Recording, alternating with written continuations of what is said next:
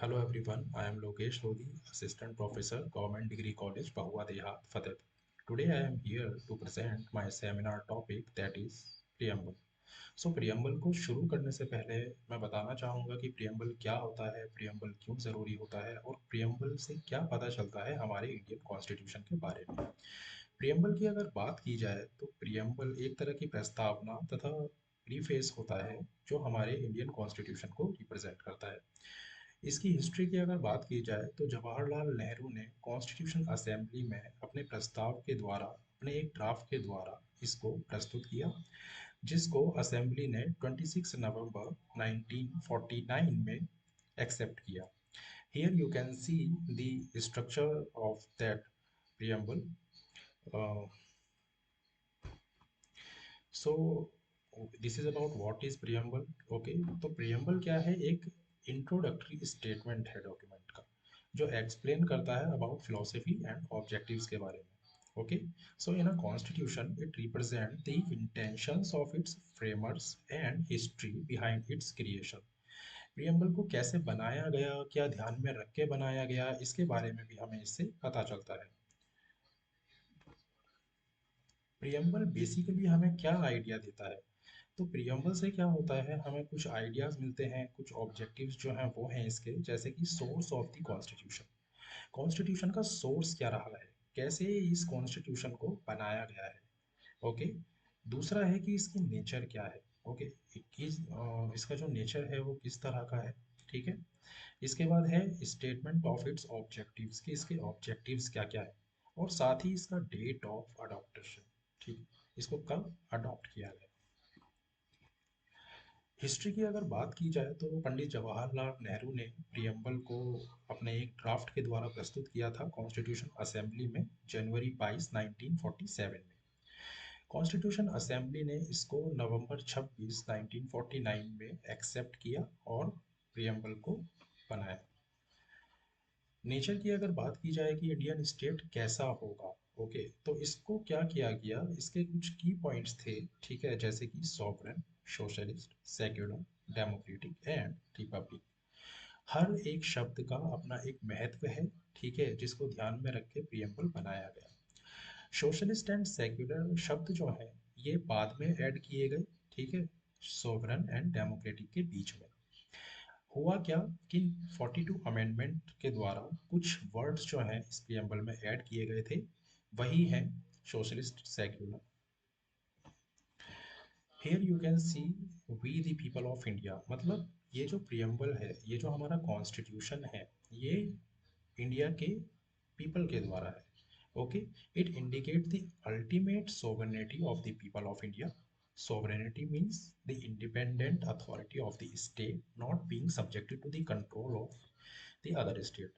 Means कि ये जो प्रियम्बल है, ये जो कॉन्स्टिट्यूशन बनाया जा रहा है, यह किसी के कंट्रोल में नहीं है। यह एक इंडिपेंडेंट अथॉरिटी है स्टेट की, और किसी की भी एक्सटर्नल पावर के कंट्रोल में नहीं है। सोवरेन की अगर बात की जाए तो India has its on independent authority and it's not a dominion of any other external power. मतलब कोई भी दूसरी पावर जो है वो इसे कंट्रोल नहीं करेंगी, इंडिया का अपना कॉन्स्टिट्यूशन होगा।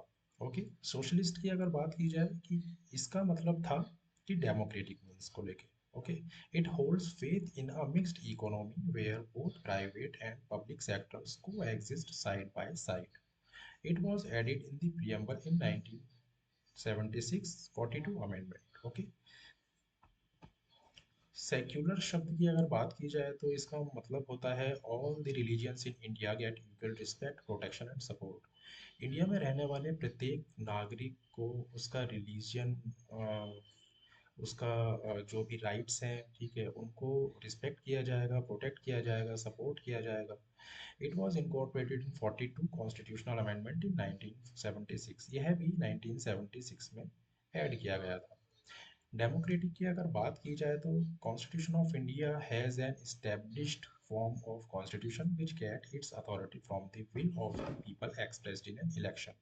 तो डेमोक्रेटिक का मतलब होता है लोकतंत्र। ओके, लोग जो होते हैं, पीपल जो होते हैं देश के, वो क्या करते हैं, वो इलेक्शन के द्वारा अपनी सरकार को चुनते हैं। ओके, तो लोगों के कंट्रोल में गवर्नमेंट होती है। रिपब्लिक की अगर बात की जाए, यह इंडिकेट करता है कि head of the state is elected by the people, कि जो लोग हैं, पीपल हैं, वो क्या करेंगे, वो अपने हेड को, अपने स्टेट के हेड को, जैसे प्रधानमंत्री हो गए, उनका चुनाव करते हैं, ठीक है। ये उसके बारे में है। तो these are some important words in our preamble, that is sovereign, socialist, secular, democratic and republic. Objective क्या होते हैं प्रियम्बल के और इंडियन कॉन्स्टिट्यूशन के? इसमें जस्टिस की बात की जा सकती है कि इसमें तीन जस्टिस जो है वो लिए गए हैं, जो कि रशियन रिवॉल्यूशन से लिए गए हैं। इसमें पहला आता है सोशल जस्टिस। इसमें क्या किया जाएगा, प्रत्येक नागरिक को सोशली जस्टिस उसको प्रोवाइड किया जाएगा, उसमें भेदभाव नहीं किया जाएगा कास्ट के और रिलीजियन के बेस पे। दूसरा है इकोनॉमिक। इकोनॉमिक का मतलब है कि eliminating inequalities in wealth, income and property. Economically भी उसको क्या किया जाएगा, सोशली जस्टिफाइड किया जाएगा। पॉलिटिकल, थर्ड वन, इसमें क्या है कि all citizen have equal political rights, equal access to all political offices and equal voice of the government. सभी नागरिकों के क्या होंगे, पॉलिटिकल राइट्स जो है वो सबके समान होंगे, उनमें भी किसी तरह का भेदभाव जो है वो नहीं किया जाएगा। अब कुछ केसेस की अगर बात की जाए तो प्रियम्बल को अमेंड किया जा सकता है या नहीं, इसके बारे में बात हुई। तो प्रियम्बल की अगर बात की जाए तो इसको वन टाइम अमेंड किया गया है, अमेंडमेंट 42 के तहत। इससे रिलेटेड थ्री केसेस भी हैं, जिसमें एक है बेरुबेरी केस, दूसरा है केशवानंदा भारती केस और तीसरा है LIC ऑफ इंडिया केस।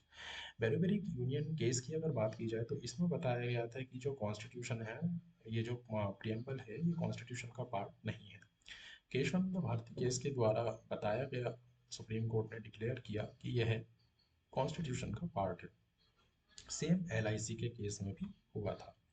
जैसे कि अगर आप देख सकते हैं कि अमेंडमेंट की अगर बात की जाए तो 42 अमेंडमेंट हुआ था 1976 में। इसमें केशवानंदा भारती केस के द्वारा कुछ जजों की बेंच जो है वो बैठी थी और उन्होंने बोला था, बताया था, एक्सेप्ट किया था कि प्रियम्बल जो है वो कॉन्स्टिट्यूशन का पार्ट है। As a part of the Constitution, preamble can be amended under Article 368। 368 article जो है हमारे संविधान का, उसके तहत इसको अमेंड किया जा सकता है और अब तक केवल एक ही बार अमेंडमेंट हुआ है इसमें, 42 अमेंडमेंट 1976 के तहत। अब टर्म जो है जैसे सोशलिस्ट है, सेक्युलर है और साथ ही इंटीग्रिटी है, ये शब्द बाद में ऐड किए गए प्रियम्बल में 42 अमेंडमेंट के द्वारा। सोशलिस्ट एंड सेक्युलर शब्द को ऐड किया गया था सॉवरेन एंड डेमोक्रेटिक के बीच में। और जो यूनिटी ऑफ नेशन शब्द था, इसको चेंज किया गया unity and integrity of the nation के बारे में। स्टेटस की अगर बात की जाए तो सुप्रीम कोर्ट में बहुत बार इसको डिस्कस किया गया है। जैसा कि अभी बताया था कि पेरुबेरी केस था, जिसके द्वारा बताया गया कि ये क्या है, preamble is the key to open the mind of the makers, but it can not be considered as the part of the constitution. Constitution का पार्ट इसको कंसिडर नहीं किया जा सकता। लेकिन केशवानंद भारती केस में 13 जजों की बेंच बैठी थी और इन्होंने कॉन्स्टिट्यूशन को इसको, प्रियम्बल को कॉन्स्टिट्यूशन का पार्ट डिक्लेयर किया था।